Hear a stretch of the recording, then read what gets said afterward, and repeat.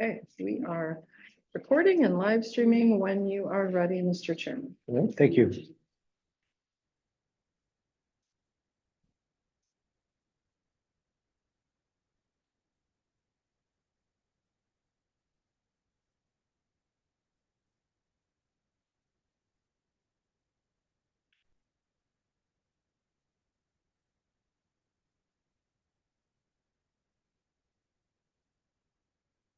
Clock says it's 11 o'clock. That means it's time to call to order the Isabella County Board of Commissioners Finance and Administration Committee meeting. Are there any changes desired on the agenda? Other than Clark Construction, So what we'll do with Clark Construction, I know Heidi had another meeting starting at 10. It may not be over yet. We'll just delay that in the agenda until she's available. We'll do a call to the public.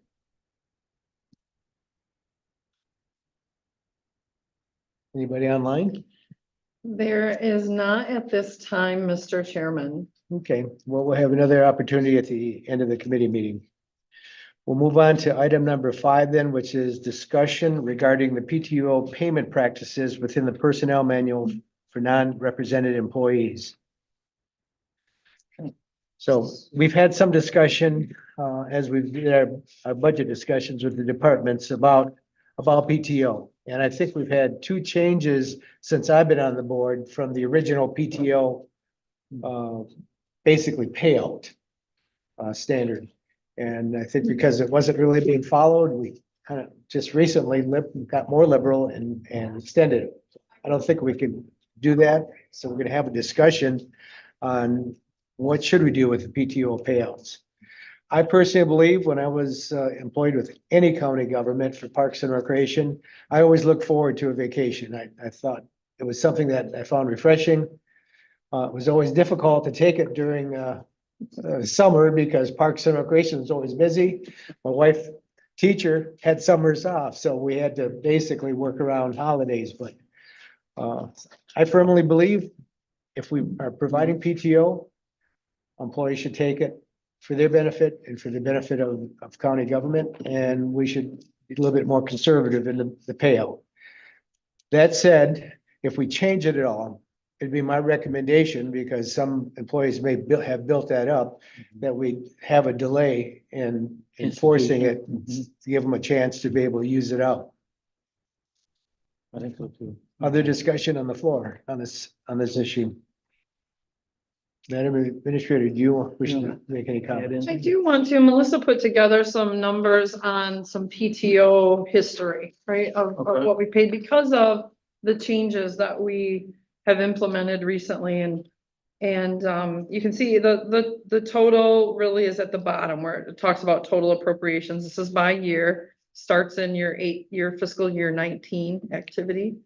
Back then, for the total year, we spent about 120,000 on PTO payouts. I just want you to understand the magnitude that we're talking, and a little walk through history. The next year in 2018, we spent 106,000. 2019,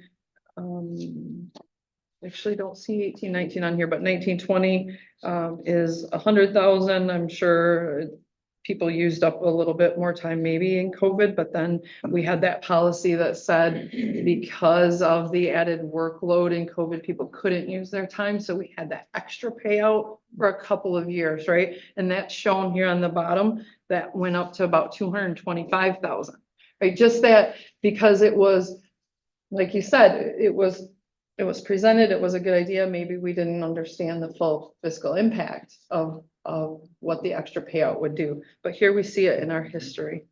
Then back in our fiscal 23, we're back down to more in line with where we were, 130,000.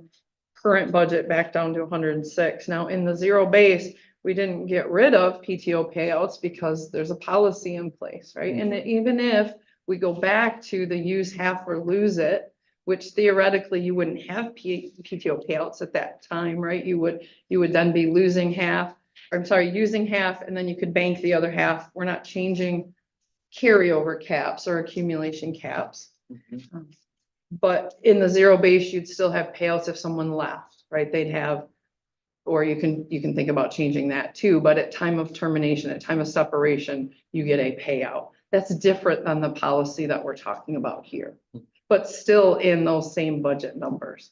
I want to make that distinction, unless now, the law says that there's no obligation for the county to pay out accrued and unused time, right? At that time of separation, the county has no legal obligation to pay, but because you've built it into policy to say you will, that's your obligation. You have the ability to change that policy. So It's in the collective bargaining agreements too. correct, but that we're not talking about we're just talking about non-personnel or non-represented personnel manual today. Mhm.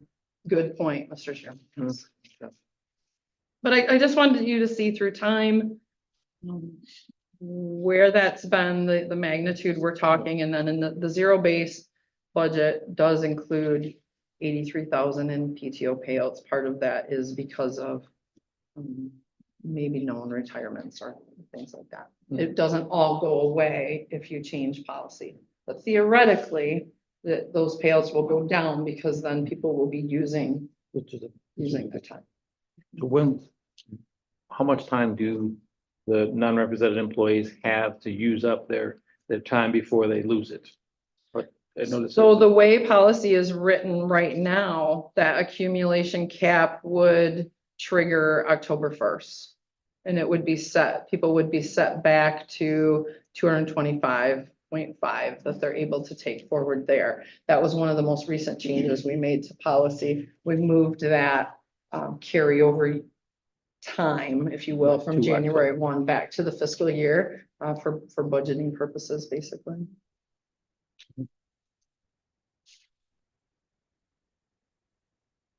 So then what's the total cap? They carry over 225 a year and then A payout is at separation, I believe it's 225. Not the 0.5, but 225. When they separate, they can be paid up to 225. Plus now, we've got the personal wellness bank that was added a couple years ago. People can put hours in there, right, to use for certain situations based on that on policy. We named a lot of situations they can use that for. And then when they leave, they get a percentage of that based on how long they've served with the county. That was a change I think we made within the last 2 years. So based on the timetable here, are we giving them adequate enough time to take advantage of what they have now? Or are we really We're- tightening the window on their opportunity to use some of this time? We're essentially halfway through the fiscal, right? Normally, it would be giving them the whole year to use half of what they earn in the whole year. Now you'd be giving them 6 months to use half of what they earn in the whole year.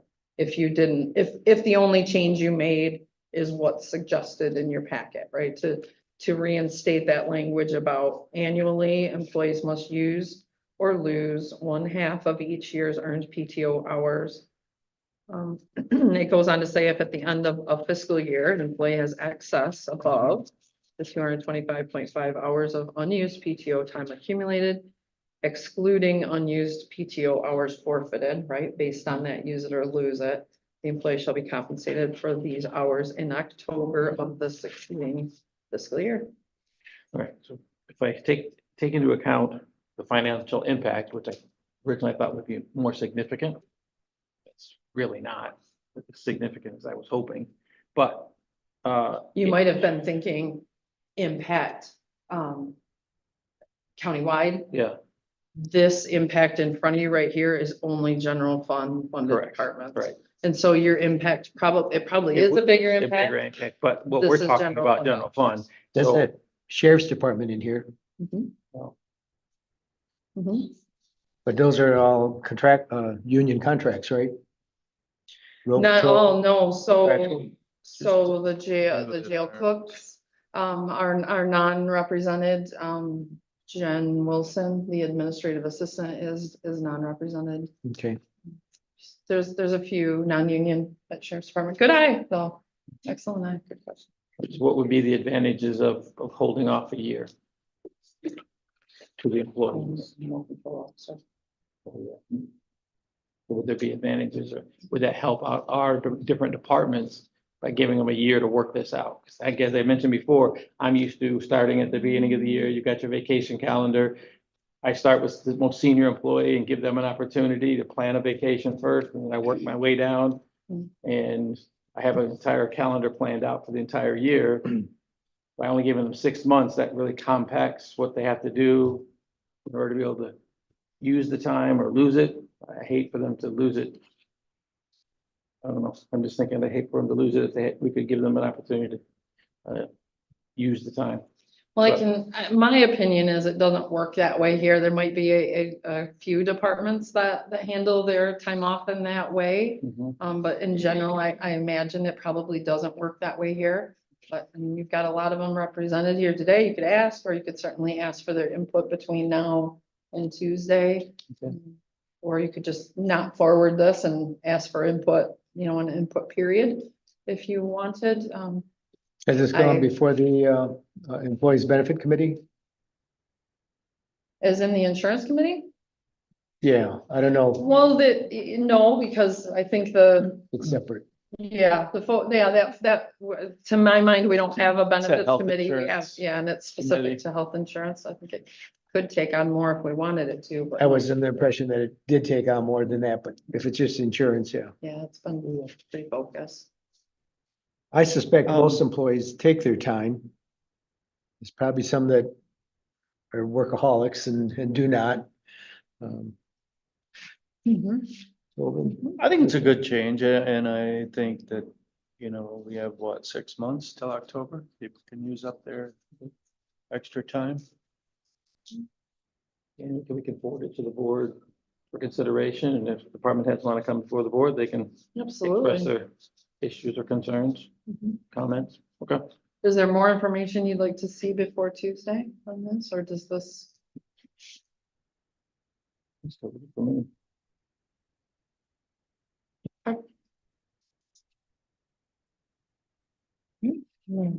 So the red is the changes that are proposed. Correct. Okay, And it's interesting, that's basically reinstating the language that was removed.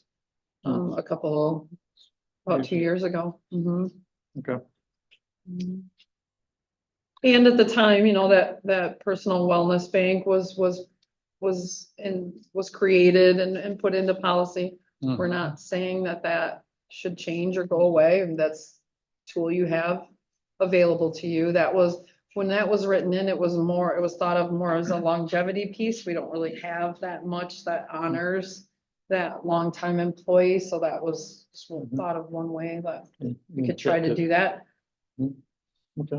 In this policy is written that personal wellness bank is in addition to or in lieu of losing those hours. So you do have that now as an option to put hours into, whereas 2 years ago you didn't. Makes more sense. As an option to, instead of losing it. so are there any employees that have a huge number of PTO hours that would really be set back with this? That they couldn't do it by the end of the fiscal year or 6 months?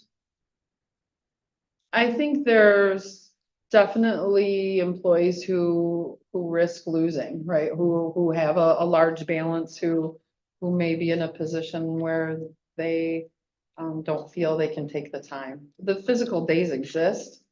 Their work ethic's gonna interject into that, right? The days exist for them to take the time, whether or not they can, that's a little more subjective, probably. Is there no appetite for maybe extending for those people that are in that kind of situation, extending it another year before they lose it? On one hand, you got conscientious employees, and we've come through COVID.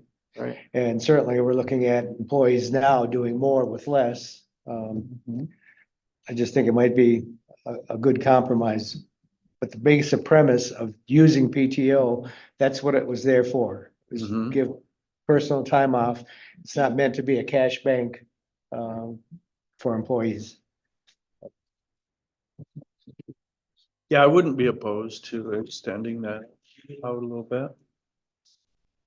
Especially with the financial impact that you see, that's not as great, especially for general fund.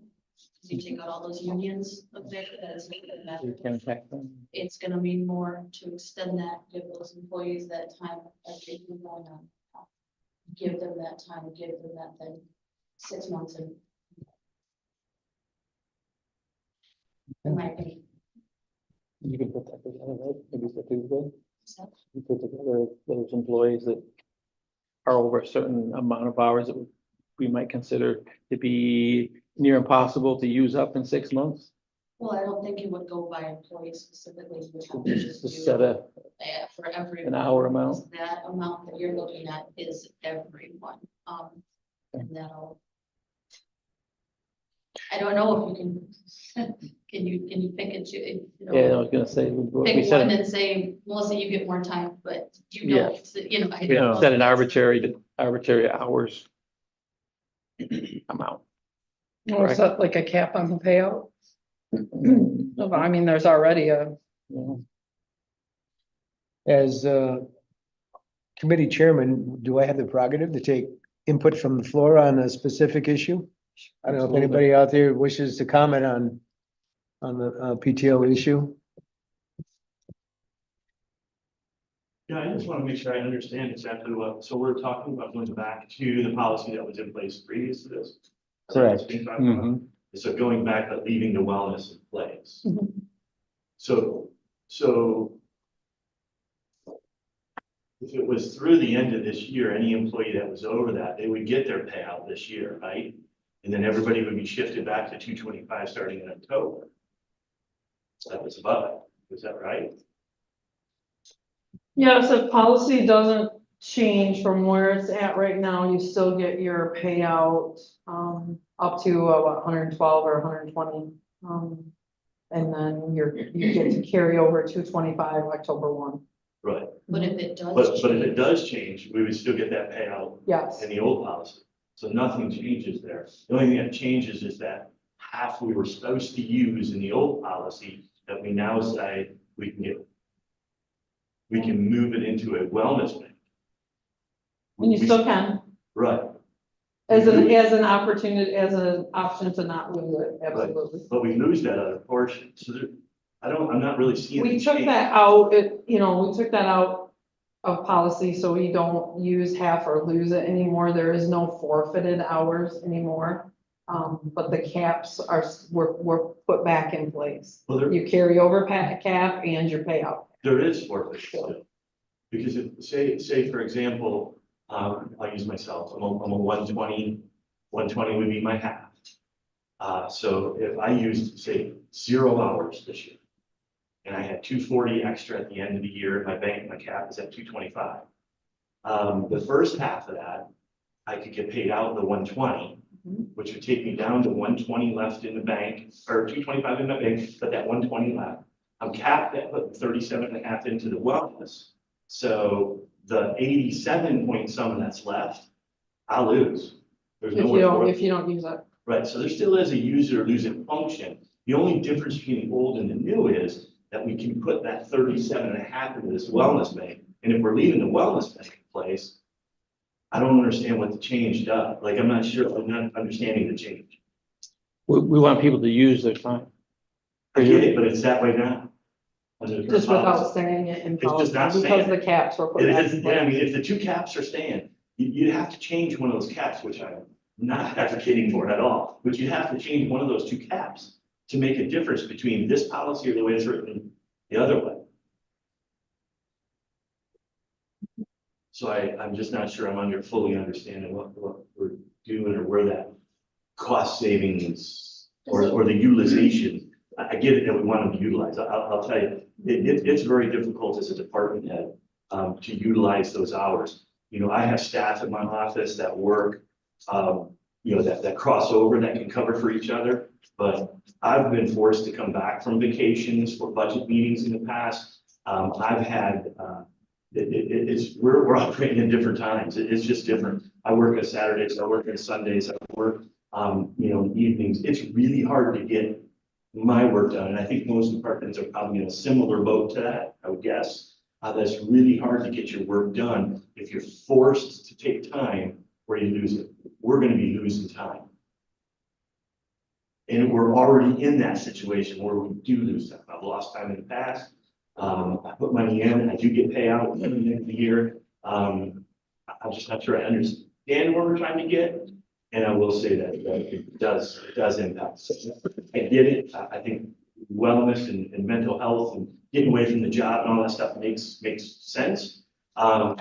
Nobody's there to cover my duties when I'm gone. Nobody. I gotta get them done when I get back. So I'm either working 80 hours the next week if I take one off this week, and I'm salaried employees and no one's gonna get paid for the 37 hours. So I burned it because it was there, but now my stress is 2 times as high the following week because I'm working double the hours to get. So. So I guess.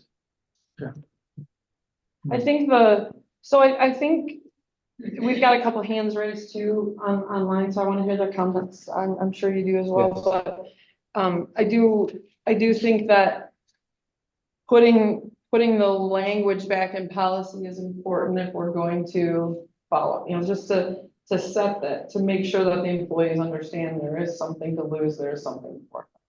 But I think you're right. I don't think the math changes because we've reinstated those caps. Right. It was the impact of the finances is more to show and really these copies were for the next meeting, but more to show when you make a change, policy, understand, right? What the impact does. In those couple of years where we said, oh, we'll just move away from policy. It made sense at the time. I don't know if we could have quantified it at the time, ahead of time, right? You don't know until you've paid that one out. You've got Sheriff on the line with his hand raised and Please. Bring them into the discussion. Good morning, ladies and gentlemen. Just kind of what Mr. Newport was talking about, the 90% of my shop is unionized, so that doesn't really apply, but the few it does, I do have one hardship. I'm not sure if there's language that could be added where it would those one-offs could be addressed. So for example, my 2 cooks, if one of them is forced to take or lose, they're going to take a day off. That then creates hardship because it forces the other one to have to work. Right now, we've had a part-time person. Right now, she's out on medical and may not come back, but for quite a while, we've only had 2. So someone has to be here to do that assignment. So someone's going to get a hardship out of that type of change. And again, it's just those 2 for me, so it's minor, but it does create some hardship. So I don't even know if there's language that can be added that the administrator can make those one-off determinations and maybe something different. So that was my input. And Michelle Ray with a hand raised too. yes, sir, your IT director, Michelle Ray. Hi, everybody. I want to I was here when all these policies were changed, and the reason we did PTO was to get rid of the sick time. So you got to remember that PTO is also our sick time bank. Okay, so that's why we keep the 225 because that gives us 6 weeks. But then they started doing the payout because they were getting too much liability when people were leaving and paying their sick time out because that could grow exponentially. So they, at that point, put a cap on it and did this PTO payout to alleviate the cap, giving people a big, huge check when they left. That is what started all this. And before we had sick time, we had personal time, and then they combined it all. And so I just want you to know that this is also our sick time. So when you're talking about using it, losing it and stuff, and it also counts if we get sick or we have to go in the hospital that time, but we do have disability. That is something we've added on. As far as what Tim was speaking to, he's right. If you're going to let us keep half of it or not, lose it, and then I guess, are you doing a wipe? So I have to use 120, and if I don't use any more than that, then I still start at 225. Is that the idea? Yeah, you would absolutely still start at 225 at the beginning of the fiscal year. That's when the cutoff happens, right, per policy. We changed that from January to October. So that's when the accumulation cap, Okay, so there would be no PTO payout at all. Other than when you retire at this other point. than the time you leave, essentially, yes, that's what the discussion would be. Okay, I just saying for my little department here, we never take. Whatever you half were, of it. you would be using half of it. You could get paid out for half of it. You could roll over the 225 again. You're still paying it out? I'm confused. Upon retirement, right? Or when you leave. It would still be the annual payout. Yeah, that'd still 25, be, right? yeah. So you still have an annual, so the old policy, before we just made these changes 2 years ago, the half of it, the use it or lose it half was if you were at your 225 bank, you could get paid out for that 120. That wouldn't change if we're just going back to the old policy. So there's a 225 upon separation payout, and then there's the annual payout for those employees who have a full bank, and they're above it. So if I use half of mine this year, I use 120, I got 225 in my bank, my ending bank would be 345. I would get paid out of the 120 back down to my 225, and then I would get my bank starting at 225. I would have had a payout, and I would have lost the other half, or put it into. So, yeah, so still, So sorry, this is still an the annual normal pay. Okay. Still the normal payout. We're not getting away from that unless you change policy. Right. Yeah, so. Correct. No. Yes, if you, yeah, if you're over your 225. I thought you said there was no payout, only at. Sorry, Separation. at one point, yes, but no. No, clearly there will still be the annual payouts, right? For anybody who either doesn't take any time or takes exactly half of their time. Because the only thing on the table is not that we're not paying it out, it's that you're losing it. The only people that would get paid out was people that would have their bank figure Well, 225. So new employees that don't have a. They bank never, figure, yeah, they're still earning their 225, the low moment, Goes to still, first. still and trying, that's- still yeah. trying, still trying. Yeah, so it And takes. so then, the only time you get the only time you would get a payout if you were under 225 is at separation. Correct. Correct. And it takes several years. That was part of It what I does. thought sort of was there. It takes several years to build, to bank your 225. It takes employees many years. So, I don't know, but it took me many years. I know you did that. But it's several years. And it was, I hope everybody online could hear that. You've got another hand raised here, Chairman. Go ahead. Who's Is your register of deeds, Karen Jackson? Karen? I'm just trying to clarify because I can only hear parts of the conversation. So after this year, if you had 225 in your bank, you would have to use everything or lose it? Is that correct? Or are you still, would you still have the ability to you wouldn't get paid out for anything? Is that what I'm hearing?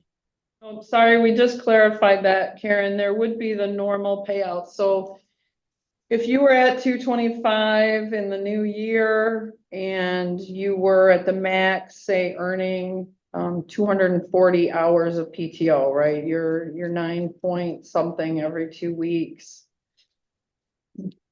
You would have to use half of that or 120 hours because our payouts are capped at 120 hours for exempt employees and 112 for non-exempt.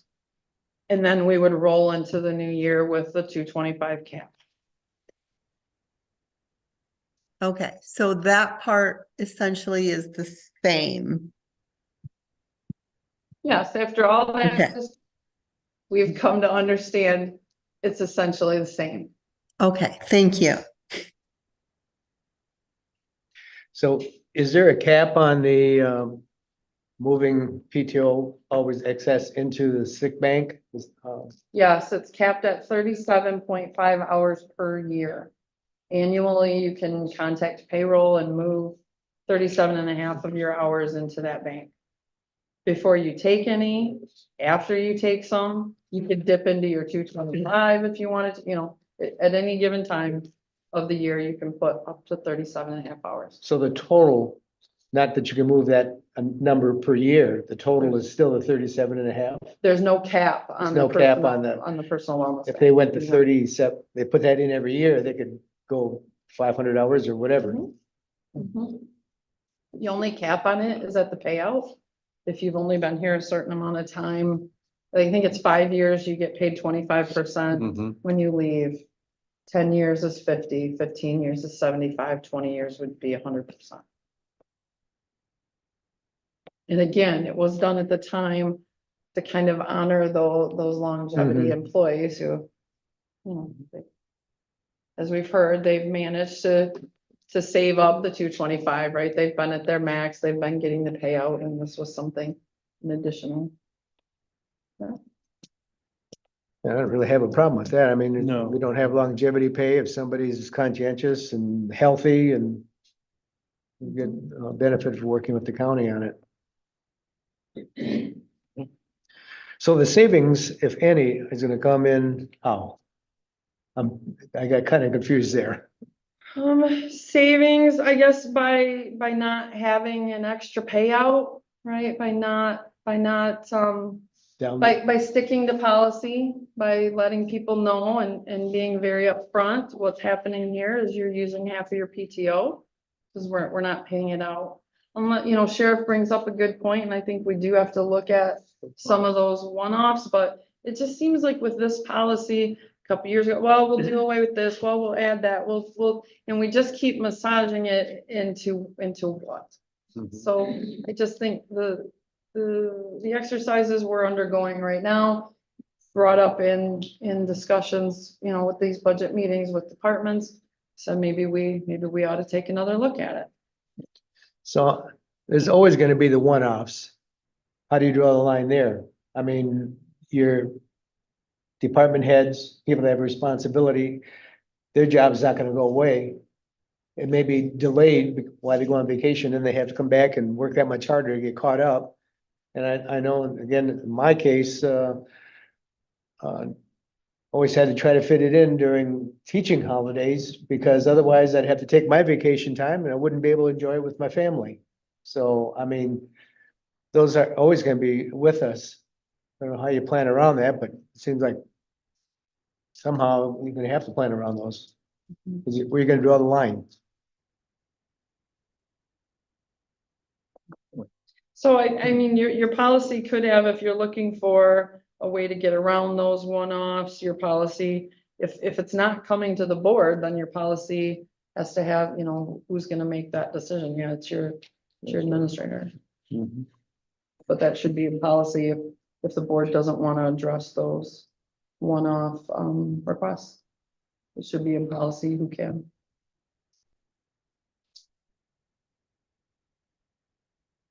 Ideas? Usually I'm full of them, but right now I'm not. I'm used to my old system and this convoluted system is.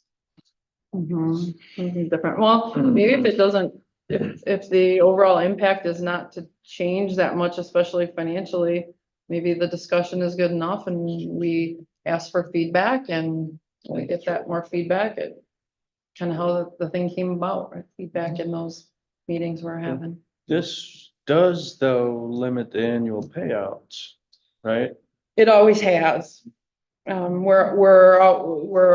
always been capped at the 112 for non-exempt and the 120 for exempt. That's, except for those 2 years where we lifted the cap, gave an additional payout, right? We didn't change policy, we excused policy for a minute, Okay, right? Right. gotcha. Yep. Mhm. Right, yeah. I was thinking we had It'll- actually changed the policy at that time, but we didn't. Oh, We just did. made an exception to the policy. Exactly. And now we're going back to the policy. That's why. Okay. Good discussion. So what's your pleasure? We're gonna move forward. Yeah, I think we can move it forward. It's still good to have that language in there. That read. Mhm. Helps clarify it. That's our expectation. Okay. So we're gonna move it forward, basically going back to the previous policy. And be open to getting more input from employees to see if there should be tweaking of it. Of that policy. Good. Motion? I move to take consideration or discussion regarding the PTO practices within the personnel manual for non-represented employees to our work session next Tuesday night. Support, sorry about that. Say support or? Support, yes. Okay. It's been moved and supported to take the PTO practices, change the employee manual to the work session. Any further discussion? All in favor signify by saying aye. Aye. Opposed, same sign. Okay, moves forward. Is Heidi on yet? She is. We'll move back now to item number 4, which is considering approving the prime contract change order number 16 with Clark Construction in the net additional amount of $36,563 and authorize the board chairperson to sign the same.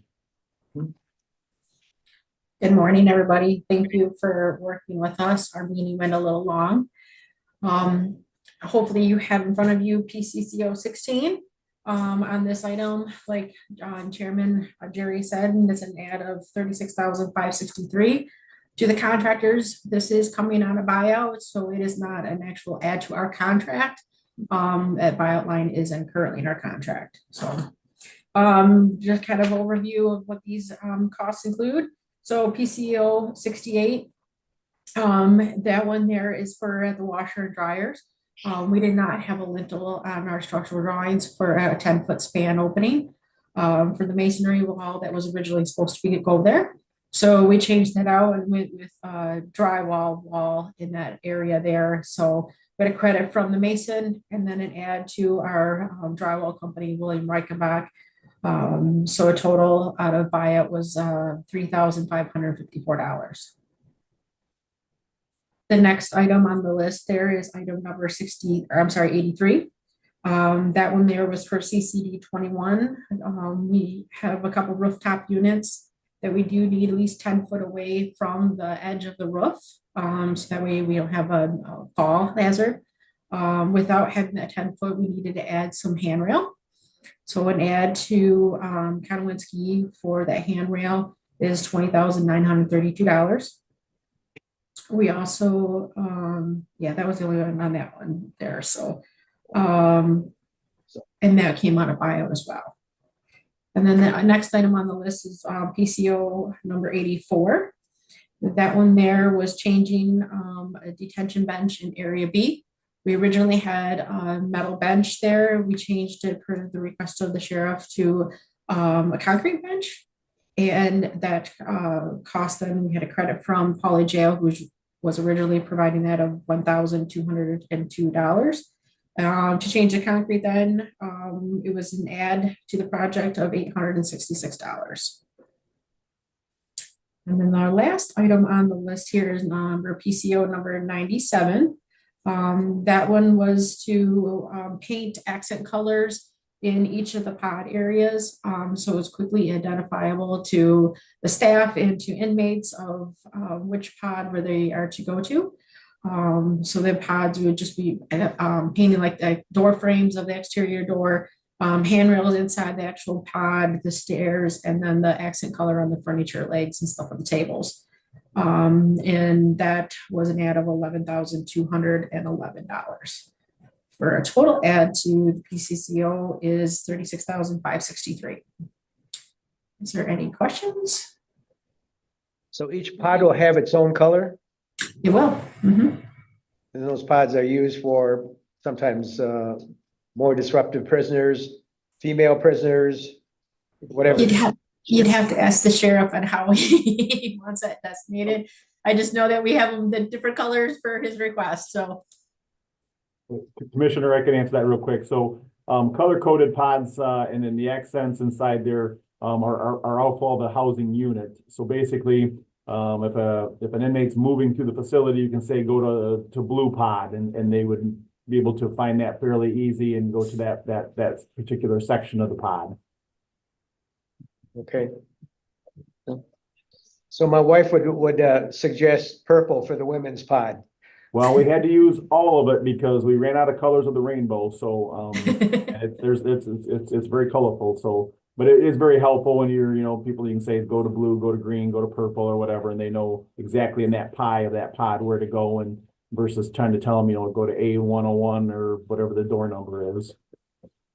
It makes sense, simplifying it and helping with visual messages, so. That's typically how most of them that we've done, that we've seen and looked at over the last couple of years and visited new jails. That's kind of how they're all designed and put together. Any questions on the change order? Nope, none for me. Thank you, Heidi. Thank you. Thank you, Sheriff. I will make the motion then to take the prime contract change order number 16 with Clark Construction in the net additional amount of $36,563 to the work session next week. Moved and supported. Any further discussion? All in favor signify by saying aye. Aye. Opposed, same sign. All right.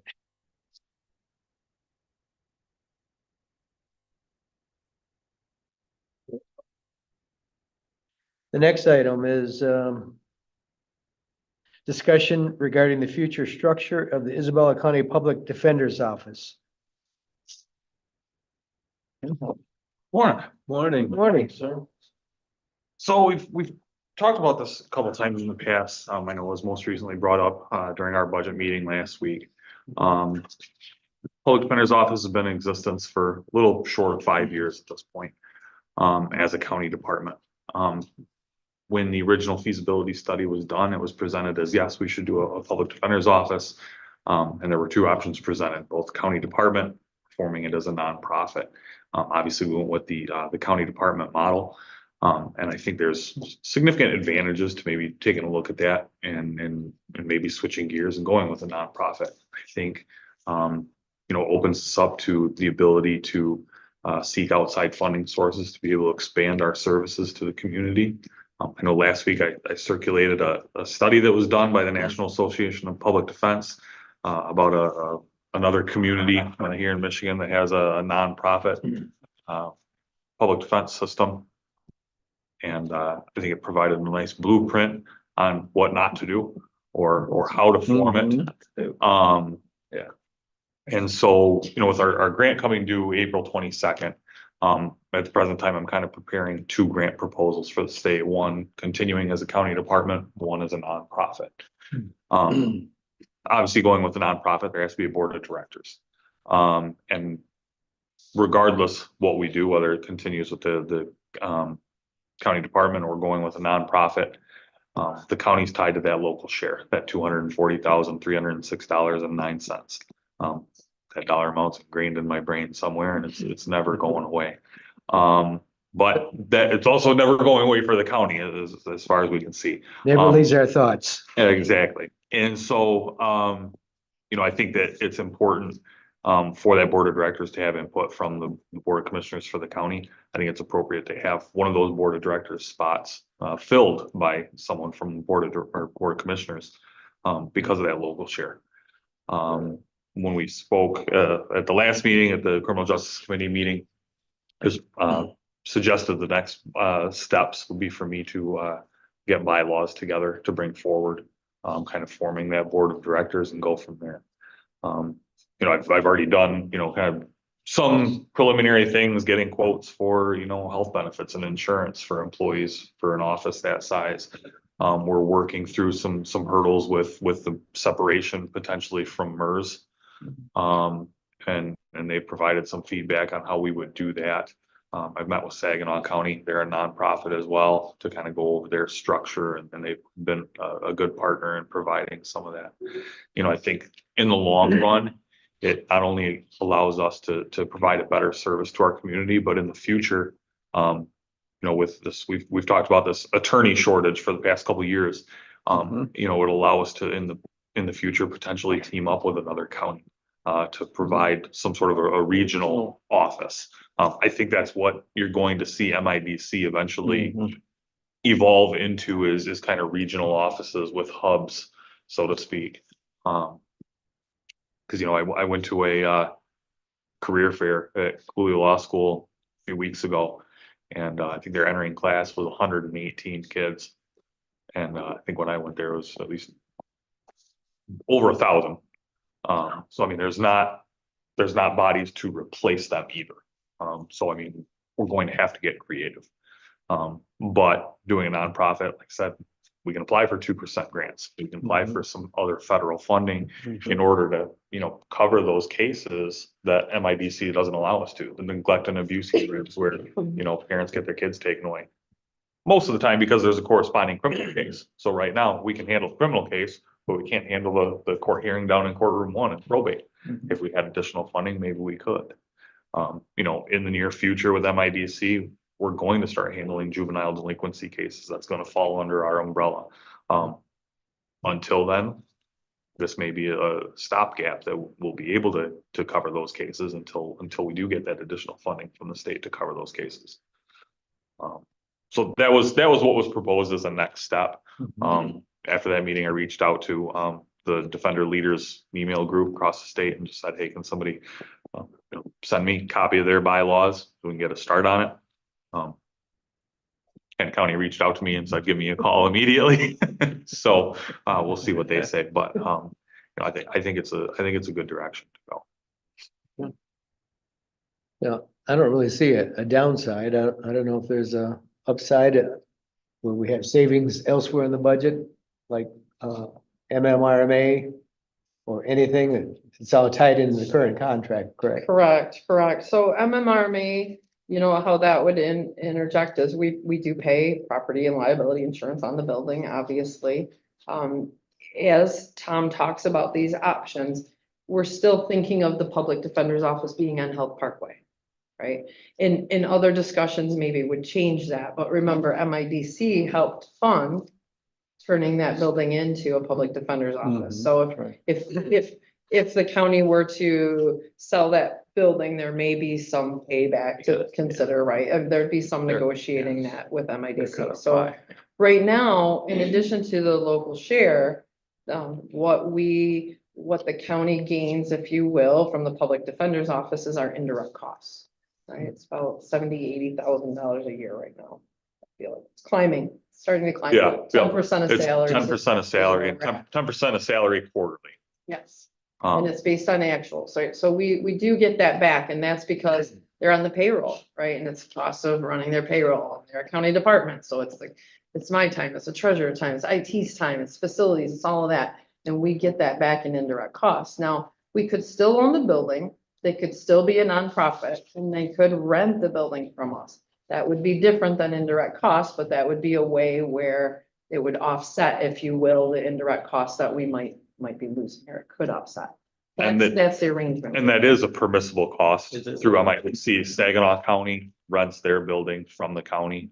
They're a nonprofit, but they do rent out a county building, pay rent through the grant. So that is something that other nonprofit / county departments already do. No, they could be a nonprofit and decide not to rent from the county too, right? Understand that, you know, but that's the financial relationship. So could we continue to serve as a fiduciary? Because they're gonna still have hire either outside payroll and those kind of services. Could the county still provide that and charge that to? I don't know. I'm waiting on quotes back on payroll and things like that. I don't know. I don't know that any of the other ones operate that way. I can certainly ask a question. I don't know. I don't think they can afford us. we'd have to cost it, right? I mean, Yeah. We don't run payroll for non-county, I don't have a price for that, but we could certainly cost it out if they needed. But we are someone to looking run at that. Michigan Works, right? Acting as a fiduciary for Michigan Works, and so Right, isn't that kind of the same thing? kind of, although in that scenario.